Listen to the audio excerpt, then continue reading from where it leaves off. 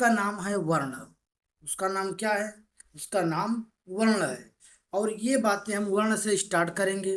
वर्ण से होते हुए लेके चलेंगे वर्णों की उत्पत्ति, उसके प्रकार, शब्द, शब्दों की उत्पत्ति, उनके प्रकार, उनके प्रयोग।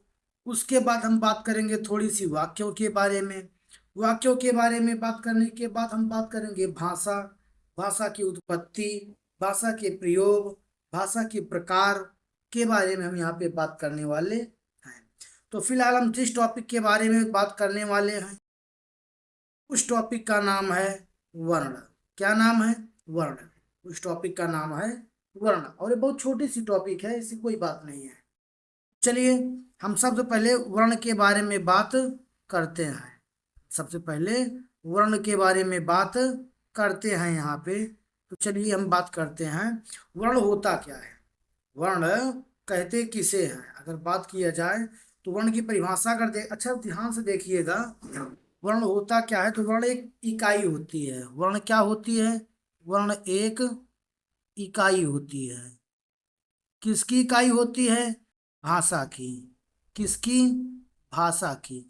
तो उसी बात को हम यहाँ पे परिभाषा में लिखने जा रहे हैं कि वर्ण वह सबसे छोटी ध्वनि होती है, या वर्ण वह सबसे छोटी इकाई होती है जिसे हम बोल सकते हैं और लिख सकते हैं।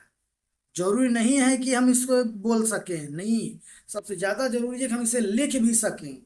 सबसे ज्यादा जरूरी है कि हम इसे लिख भी सकें। और यह भाषा की बुनियादी इकाई होती है। भाषा की सबसे छोटी और बुनियादी इकाई होती है। ये हम कह सकते हैं सिंपल से वर्णों में कि भाषा की सबसे छोटी इकाई को वर्ण कहा जाता है।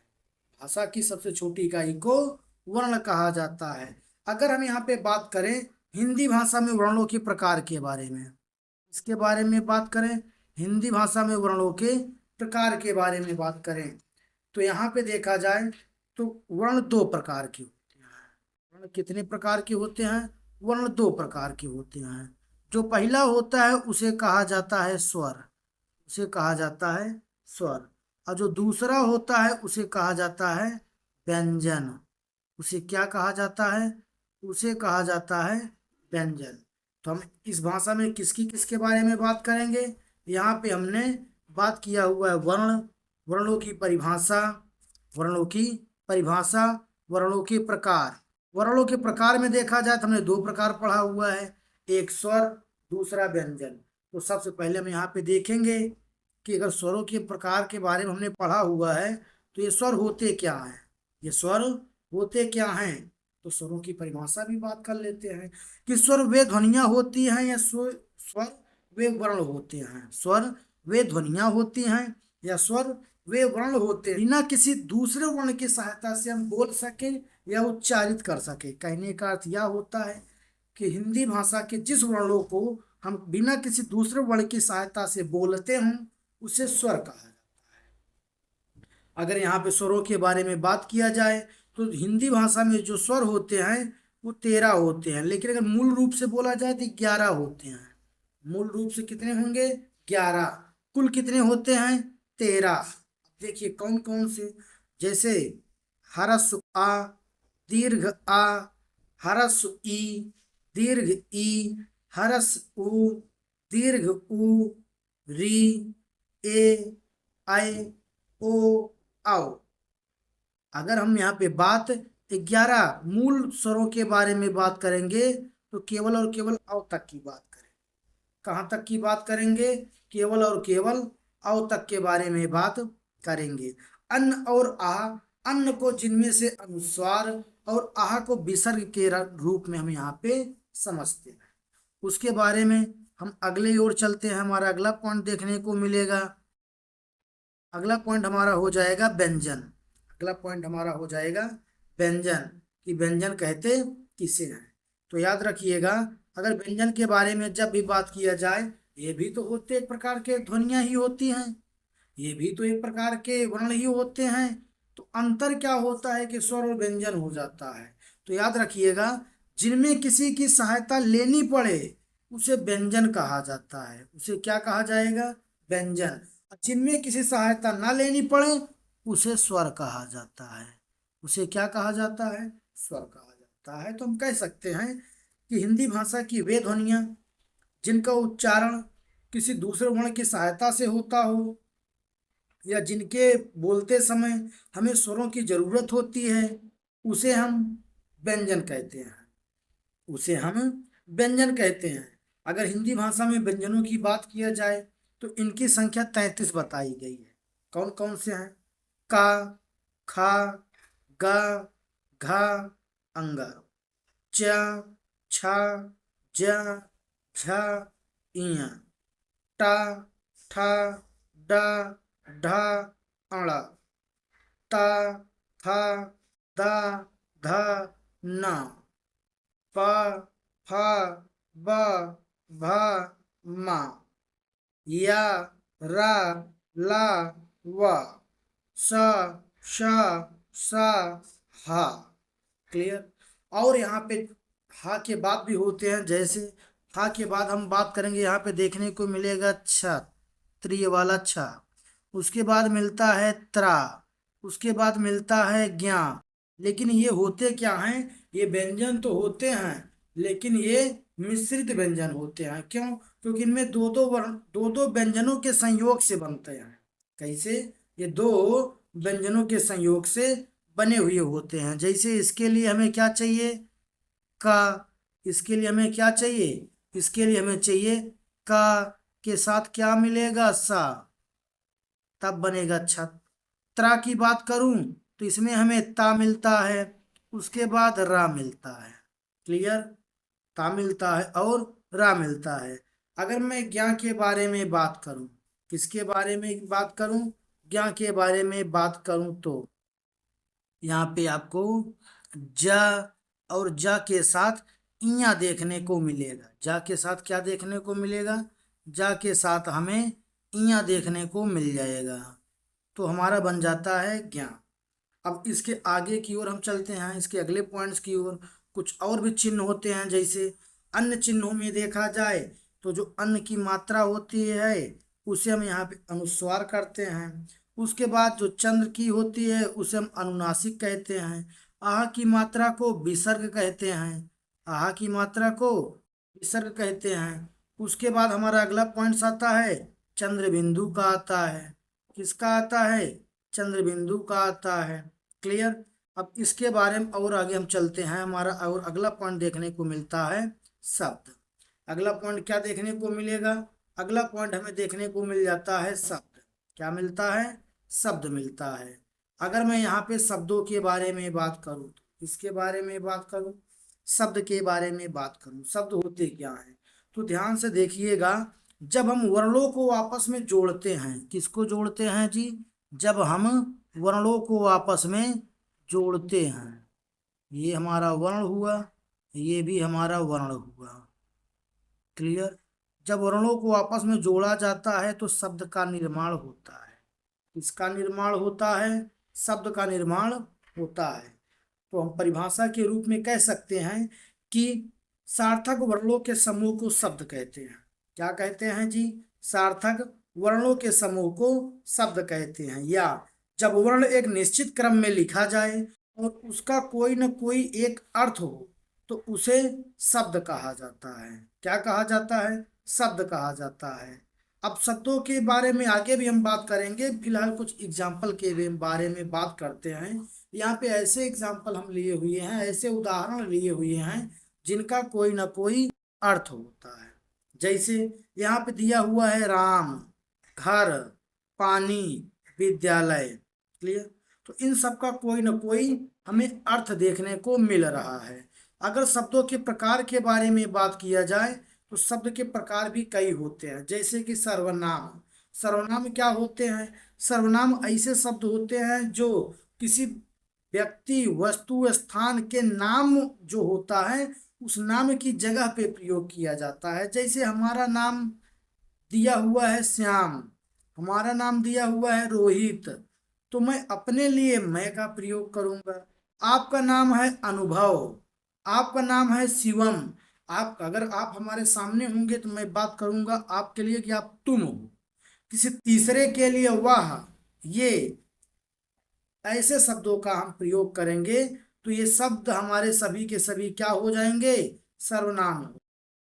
अगर इसके बारे में और हम आगे बात करें तो हमें जो आगे के पॉइंट देखने को मिलेंगे वो हो जाएंगे संज्ञा। वो क्या हो जाएंगे, संज्ञा। संज्ञा क्या होता है, किसी व्यक्ति, वस्तु, भाव का जो वास्तविक नाम होता है उसकी जगह पे प्रयोग किए जाने वाले शब्द नहीं, उसका जो नाम होता है उसे ही हम यहाँ पे संज्ञा कहते हैं। जैसे राम, राम का कोई ना कोई एक स्पेसिफिक नाम है, क्योंकि बच्चे तो बहुत होते हैं, सभी का नाम राम नहीं होता।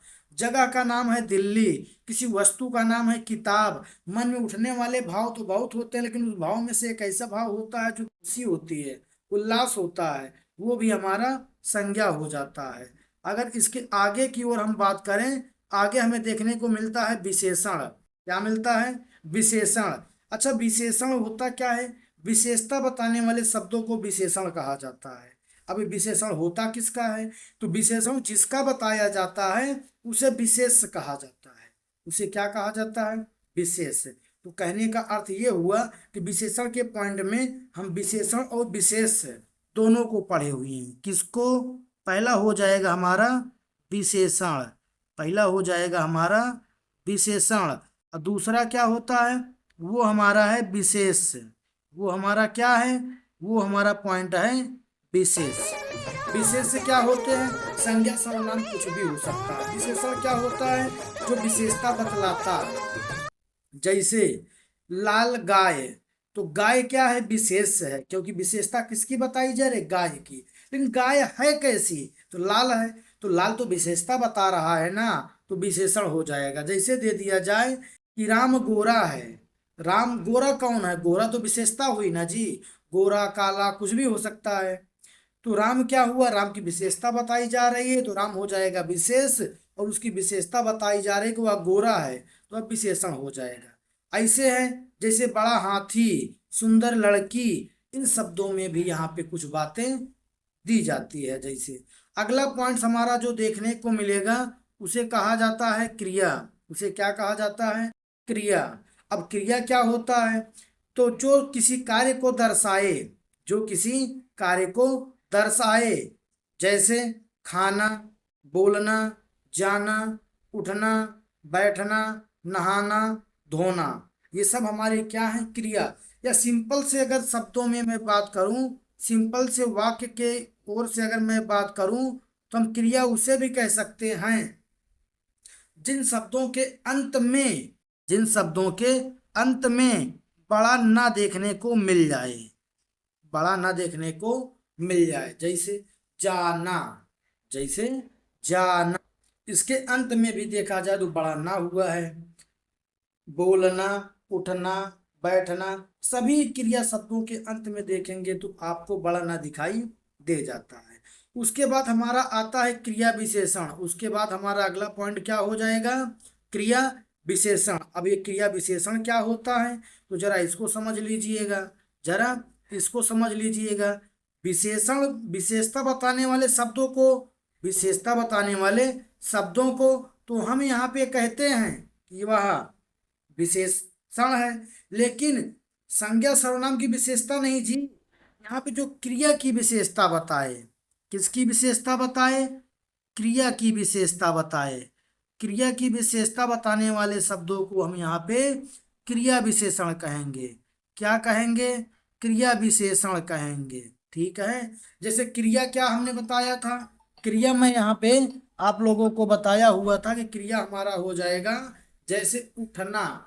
अब उठने को हम जल्दी से बता दे तो क्या हो जाएगा, जल्दी उठना, खाना, जल्दी जल्दी खाना, सोना, आवाज करते हुए सोना। ऐसे शब्द जो किसी क्रिया की विशेषता बताएं वो हमारे क्रिया विशेषण हो जाते हैं। जैसे रोना, जोर जोर से रोना, पढ़ना, मन में पढ़ना, ये सभी शब्द हमारे क्या हो जाएंगे, क्रिया विशेषण हो जाएंगे। सभी शब्द हमारे क्रिया विशेषण हो जाएंगे। अगले पॉइंट्स की ओर चलते हैं। जैसे अब यहाँ पे देखा जाए तो कुछ ऐसे भी क्रिया विशेषण होते हैं, हालांकि इन शब्द का प्रयोग हम अव्यय में करते हैं। इस शब्द का प्रयोग हम अव्यय में करते हैं, क्योंकि वैसे भी देखा जाए तो अव्यय चार प्रकार के हो जाएंगे हमारे, जैसे समुच्चय बोधक, क्रिया विशेषण, संबंध बोधक, विस्मयादि बोधक आदि भी ये शब्द ही होते हैं। लेकिन यहाँ पे क्योंकि बात है यहाँ पे शब्दों से होती है, तो इनको हम शब्द के बारे में समझ लेते हैं। समुच्चय बोधक के बारे में जरा बताते हैं। समुच्चय बोधक ऐसे शब्द होते हैं जो किसी समूह को बताएं। जो किसको बताएं? जो किसी समूह को बताएं। संबंध बोधक क्या होते हैं? जो किसी के साथ संबंध बताएं। जो किसी के साथ क्या बताएं? संबंध बताएं, वो हो जाएंगे हमारे संबंध बोधक। विस्मयादि बोधक के बारे में अगर बात किया जाए, तो जो आश्चर्य का भाव होता है, क्या होता है जी? जो आश्चर्य का भाव होता है, वही हमारा हो जाता है विस्मय बोधक। इसके आगे के पॉइंट्स की ओर लेके चलते हैं। जैसे शब्दों की उत्पत्ति के बारे में देखा जाए, हम जानते हैं कि शब्दों की उत्पत्ति मूलतः देखा जाए तो चार प्रकार से होती है। कितने प्रकार से होती है? चार प्रकार से होती है। लेकिन इन चारों प्रकार के हम यहाँ पे बात नहीं करने वाले हैं, लेकिन कुछ की बात तो कर ही देते हैं ना। कुछ की बात तो यहाँ पे हम कर ही देते हैं।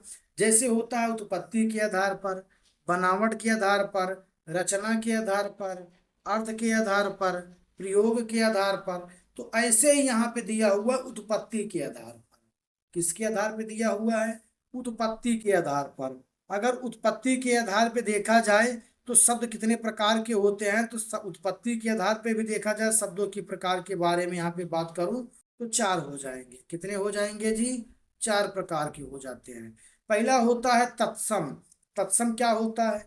तत्सम ऐसे शब्द होते हैं, तत्सम शब्द ऐसे शब्द होते हैं जो तत्सम ऐसे शब्द होते हैं जो संस्कृत में जैसे के तैसे प्रयोग किए जाते थे, उन्हें सीधा हिंदी में प्रयोग किया जाने लगा, उसे हम कहते हैं तत्सम। जैसे सूर्य, अग्नि, अष्ट, आद्रकम, उष्ण, ये सभी शब्द हमारे क्या हो जाएंगे?